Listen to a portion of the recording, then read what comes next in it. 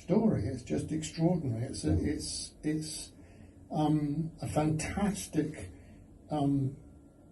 not just a story about the three guys in the band, but also about the people around them and what they've actually triggered in the lives and ideas of all of those people around them. Yeah. It's a pretty fascinating story, and I obviously greatly appreciate the compliment about the way I've told it. I did it.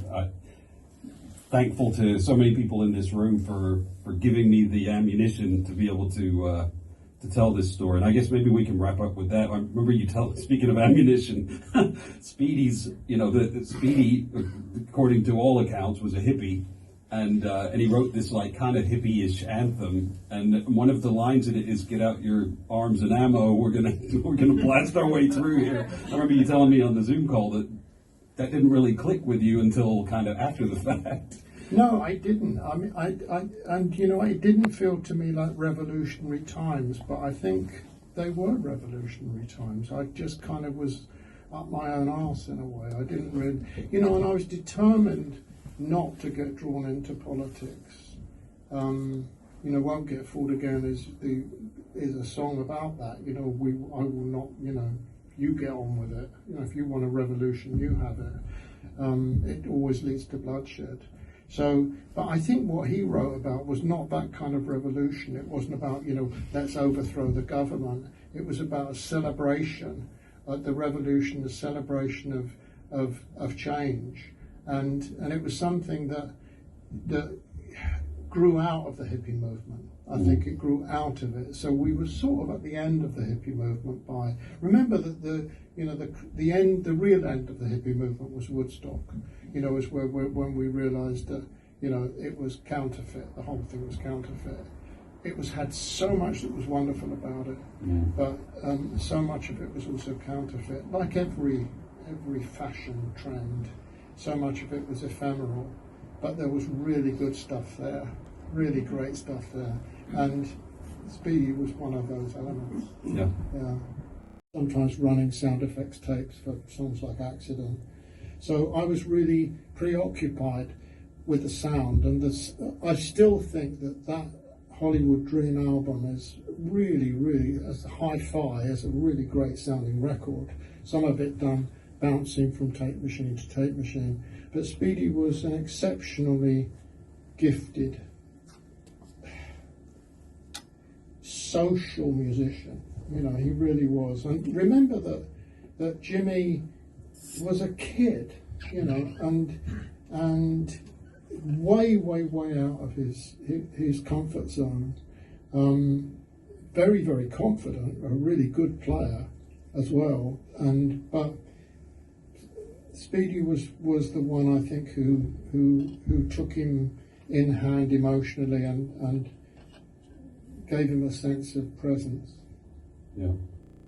Was maybe from like a personality wise or characteristic wise was better off behind the drums as well, because when he moved to the front, he had stage fright because he was all of a sudden right in the front. Oh wow! So that brought on a whole other set of problems. What stage fright? So looking back at the album, the completed album, Hollywood Dream, that 95% of it was recorded in your house, I think. What is it that stands out about it to you, today? I think it was just amazing fun.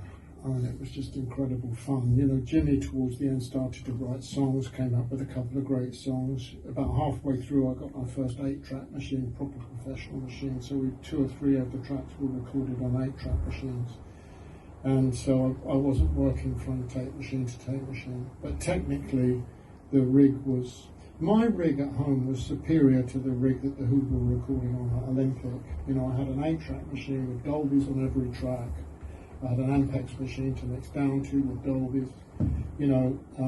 I found some. I was looking after tapes for a friend of mine, and he'd recorded at Roy Harper. He'd recorded at Abbey Road around the same period, and they only had 1 Dolby unit.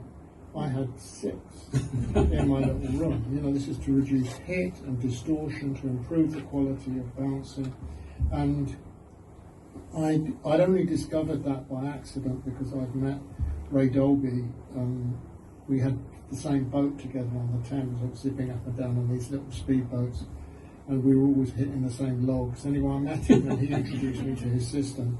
So I was one of the first users. But the fact of the matter was, whatever anybody did in the room, it sounded fucking amazing.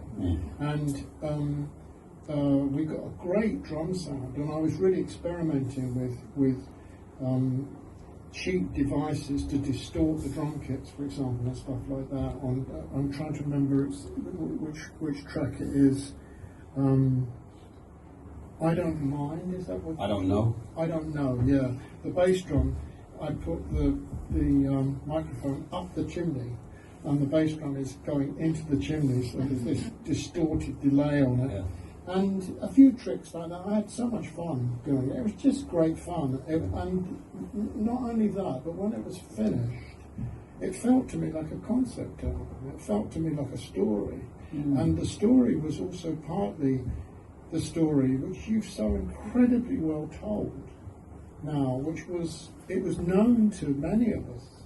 You know, some of the people that are here today probably know the story, and some of it they would have picked up along the way.